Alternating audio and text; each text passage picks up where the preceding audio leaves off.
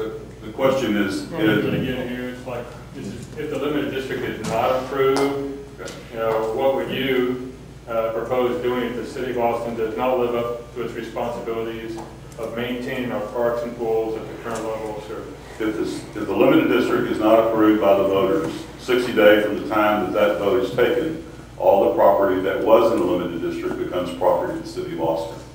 What will I do? I will be knocking on your door, inviting you to join the neighborhood association, because that will be our avenue as a neighborhood association to be able to be the voice for the residents to the elected officials, all the city council members and the mayor, since we don't have a single member district, all of those persons and the directors, a variety of staff members to be able to voice our concerns. And I do believe that the city of Austin does listen to neighborhood associations and councils.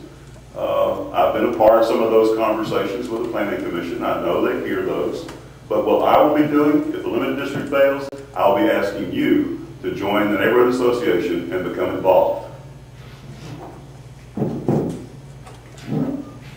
So the question was, if we don't have a limited district. Yeah, if we don't have a limited district and the city does not live up to its responsibilities of maintaining the parks and pools. Okay.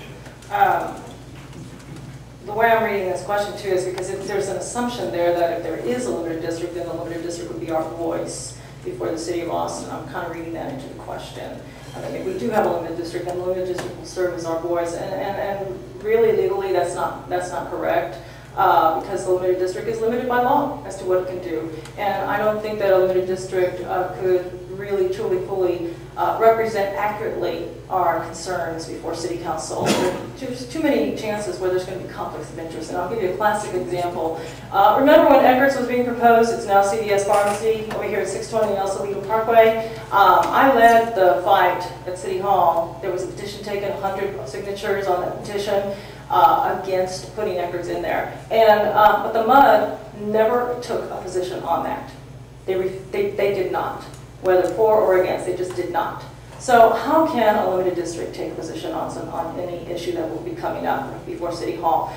The best voice for us is, and I agree with Fred, and is the neighborhood association. And I say that because when I was the president of the neighborhood association, there were many times when I had to go to the city council and talk with city department heads also. And the amount of influence that we have as a neighborhood association is very, very much. They do listen to us.